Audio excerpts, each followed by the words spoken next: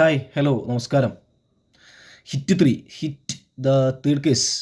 Natural star നാനിയുടെ ഏറ്റവും പുതിയ ചിത്രമാണ് ഹിറ്റ് 3. അന്യായ പടം, ഗംഭീര പടം, ജാതി വയലൻസ് എന്നറിയ പടത്തിൽ. പക്ക അഡോൾട്ട് ഫിലിമാണ്. ഹിറ്റ് ആദ്യ കേസും രണ്ടാം കേസും, ഫസ്റ്റ് കേസും സെക്കൻഡ് കേസും ഒക്കെ വന്നിട്ടുണ്ടായിരുന്നു. അത് രണ്ടും ഹിറ്റായിരുന്നു. ഇതും ഗംഭീരമായിട്ടുള്ള ഹിറ്റാവും എന്നുള്ളത് യാതൊരു തർക്കവുമില്ല.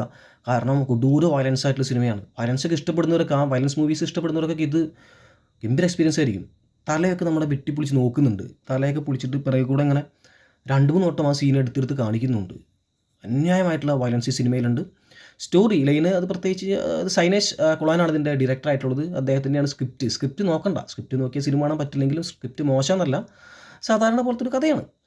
പക്ഷേ ഒരു പോലീസുകാരൻ്റെ ഒരു കഥ, ഒരു പോലീസുകാരൻ ഒരു ക്രിമിനൽസിനെ അവരെ ഹണ്ട് ചെയ്യുമ്പോൾ അതിന് വേണ്ടിയിട്ടുള്ള പർപ്പസ് എന്താണെന്നോ അല്ലെങ്കിൽ അതിൻ്റേതായിട്ടുള്ള ഒരു പരിപാടികളൊക്കെ നമ്മൾ കണ്ടതായിരിക്കാം. പക്ഷേ ഇതങ്ങനെയല്ല. ഇത് ഗംഭീരമാണ്. ഇതിൽ എനിക്ക് ആ കുറച്ച് ഒരു ബോറായി തോന്നിയത് ഇതിലെ കുറച്ച് ഡബ്ബിങ് പരിപാടികൾ. നാനീൻ്റെ ഡബ്ബിങ്ങൊക്കെ പെർഫെക്റ്റാണ് കേട്ടോ. നമ്മുടെ പ്രഭാസിനൊക്കെ ഡബ് ചെയ്ത ആളാണെന്ന് അറിയില്ല, അത്തരത്തിൽ ഫീൽ ചെയ്തു. ഗംഭീരമായിട്ടുള്ള ഡബ്ബിങ്ങാണ് എല്ലാവരും.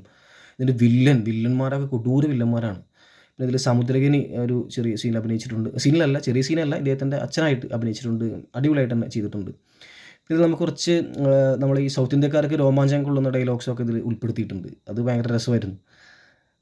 നിങ്ങളുടെ സൗത്ത് ഇന്ത്യയെക്കുറിച്ച് നിങ്ങൾക്ക് അറിയില്ല എന്നൊക്കെ പറയുന്നൊരു സാധനം അല്ലേ. പിന്നെ ഇത് ഒരുപാട് സ്ഥലങ്ങളിൽ ഇത് ഷൂട്ട് ചെയ്തിട്ടുണ്ട്. ഈ സിനിമ ശ്രീനഗറിലൊക്കെ ഷൂട്ട് ചെയ്തിട്ടുണ്ട്. ശ്രീനഗർ അവിടെ പോയിട്ടുണ്ട്, നമ്മുടെ കാശ്മീർ. പിന്നെ നമ്മുടെ ബീഹാറിൽ ഷൂട്ട് ചെയ്തിട്ടുണ്ട്. അങ്ങനെ ഹരിയാന ഒരുപാട് സ്ഥലങ്ങളിൽ ഇത് ഷൂട്ട് ചെയ്തിട്ടുണ്ട്. അതെല്ലാം അടിപൊളിയായിട്ട് ചെയ്തിട്ടുണ്ട്. DOP വർക്ക് ചെയ്തിട്ടുള്ള ആൾ നമ്മുടെ താനു വർഗീസ്, പുള്ളിക്കാരൻ സീനിയറായിട്ടുള്ള ഒരു DOP ചെയ്യുന്ന ആളാണ്. അടിപൊളിയായിട്ട് ചെയ്തിട്ടുണ്ട്. പടം ശരിക്കും സെക്കൻഡ് ഹാഫ് ഈ പടം പക്ക ഡാർക്കാണ്. ഡാർക്കെന്ന് പറയുമ്പോൾ പക്ക ഇരുട്ടിലാണ് സിനിമ. ഇരുട്ടിലത്ത് നടക്കുന്ന സിനിമയാണ്. അപ്പോൾ അതിൻ്റെയൊക്കെ DOP വർക്കൊക്കെ അടിപൊളിയായിട്ട് തന്നെ ചെയ്തിട്ടുണ്ട്. പിന്നെ മിക്കി, അയ്യോ സ്കോറ്, എജാതി സ്കോർ എന്നൊക്കെ പറഞ്ഞു കഴിഞ്ഞാൽ നാനിയൊക്കെ അങ്ങനെ പുള്ളിക്കാരൻ്റെയൊക്കെ സ്വാഗ്, അതിന് കട്ടാക്കി പെർഫോമൻസ് ചെയ്യുന്ന, അതിനിടയ്ക്ക് കൊടുക്കുന്ന BGM ഒക്കെ ഗംഭീരമായിട്ട് തന്നെ മിക്കി സ്കോർ ചെയ്തിട്ടുണ്ട്. എന്താ സ്കോറിങ്! അതിൽ ഗംഭീരമായിട്ടുള്ള ഡിറക്ഷനും അടിപൊളിയാണ്. കാരണം ഞാൻ ഇപ്പോഴും പറയുന്നത് പക്ക അഡോൾട്ടാണ് ഈ സിനിമ. ഇതിൽ ശ്രീനിധി ഷെഡ്ഡി ഇദ്ദേഹത്തിൻ്റെ പേരായിട്ട് അഭിനയിച്ചിട്ടുണ്ട് നായികയായിട്ട്. പുള്ളിക്കാരത്തിയുടെ ഓക്കെ പെർഫോമൻസ് ആണ്. പക്ഷേ വേറെ ആരെങ്കിലും ഇതിൽ വെക്കാമായിരുന്നു. കാരണം ഇങ്ങനത്തെ ഒരു അത്ര ഇമ്പോർട്ടൻ്റ് ആയിട്ടുള്ള ഒരു ക്യാരക്ടറാണ്. അത് ഈ സ്പോയിലർ ഒരുപാട് ഉള്ളതുകൊണ്ടൊന്നും പ്രത്യേകിച്ചൊന്നും പറയുന്നില്ല. അവന് ഇതിലൊരു ക്യാമിയോ, ഒന്നല്ല 1-2 ക്യാമിയോ ഉണ്ട്. ഒരു മെയിൻ ക്യാമിയോ ഇതിൽ വരുന്നുണ്ട്.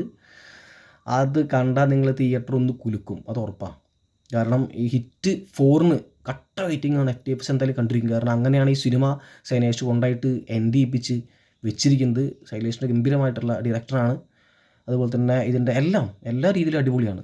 ഡബ്ബിങ്ങൊക്കെ അടിപൊളിയാണ്. 1-2 ആൾക്കാർ മാത്രം. കാരണം പഴയ സിനിമകളുണ്ടല്ലോ, നമ്മൾ പഴയ തെലുങ്ക് സിനിമകൾ കാണുന്നുണ്ടല്ലോ, അതുപോലെയാണ് ഈ ഡബ്ബിങ്. എല്ലാറ്റും ഒരേ ഡബ്ബിങ്, പ്രത്യേകിച്ച് ഈ പെൺകുട്ടികളൊക്കെ ഡബ് ചെയ്യുന്ന ആളുകൾ. ആൺകുട്ടികളൊക്കെ അങ്ങനെയാണ്, ആണും പെണ്ണിനും ഒരുപോലെയാണ്. പക്ഷേ ഇതിൽ കുറച്ച് ആക്ടേഴ്സിൻ്റെ ഡബ്ബിങ് വളരെ ഒരു ക്ലീശയായിട്ട് ഫീൽ ചെയ്തു. റൊമാൻസൊന്നും വലിയ കഥയിൽ വർക്കൗട്ട് ആയിട്ടില്ല. ഒരു സോങ് കൊള്ളാം. പക്ഷേ ഇതിൽ അതൊന്നും അല്ല. ഇതിൽ സെക്കൻഡ് ഹാഫിലാണ് ഇതിൻ്റെ മെയിൻ സാധനം ഇരിക്കുന്നത്.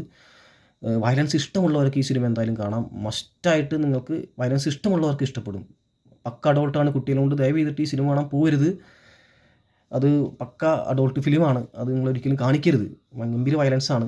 ഇത് എളുപ്പമല്ല. ഈ പടത്തിലെ പ്രൊഡ്യൂസർക്ക് നല്ല ലാഭം കിട്ടിയിരിക്കും. കാരണം ഈ ഒരു സിനിമ ഒട്ടും പ്രതീക്ഷയില്ല ഞാൻ ഈ സിനിമയ്ക്ക് കയറിയപ്പോൾ ഗംഭീരമായിട്ടുള്ള എക്സ്പീരിയൻസ് ആയിരുന്നു ഈ സിനിമ. അപ്പോൾ അതുകൊണ്ട് നാനിയുടെ ഒരു അപ്കമിങ്, പ്രത്യേകിച്ച് ആ ഒരു തെലുങ്ക് ഇൻഡസ്ട്രിയിലും ഗംഭീരമായിട്ടുള്ളൊരു കോമ്പറ്റീഷൻ ഉള്ളൊരു ഇൻഡസ്ട്രിയാണ്. അവിടെ നാനിയെപ്പോലുള്ള ഒരാൾക്ക് ഉയർന്നു വരുമെന്ന് പറഞ്ഞാൽ ഭയങ്കര ബുദ്ധിമുട്ടാണ്. പക്ക ഒരു റെവല്യൂഷൻ നടത്തിയിട്ടാണ് പുള്ളിക്കാരൻ അവിടെ നിന്ന് ഉയർന്നു വന്നിട്ടുള്ളത്. അപ്പോൾ അദ്ദേഹത്തിന് എല്ലാവിധ ആശംസകളും. ഗംഭീരമായിട്ട് തന്നെ അദ്ദേഹത്തിൻ്റെ ഫ്യൂച്ചർ. ഒരു 41 വയസ്സുള്ള ഒരാളാണ്. അദ്ദേഹത്തിന് ഒരുപാട് സിനിമകൾ ഇനി ചെയ്യാൻ പറ്റട്ടെ. ഗംഭീരമായിട്ടുള്ള കാലിബറുള്ള ഒരു ആക്ടറാണ്. ഗംഭീരമായിട്ടുണ്ട് നാനി. നാച്ചുറൽ സ്റ്റാർ നാനി അടിപൊളി. സൈനേഷിൻ്റെ ഗംഭീര ഡയറക്ഷൻ, മിക്കിയുടെ സ്കോറ്, താനു വർഗീസിൻ്റെ DOP എല്ലാം സൂപ്പർ പക്ക. അതുപോലെ തന്നെ ക്യാമിയായിട്ട് വന്ന വേറെ ലെവൽ ഐറ്റം. ആരത് പറയുന്നില്ല, സ്പോയിലറാണ്. വേണമെങ്കിൽ നിങ്ങൾ പോയി കാണാം.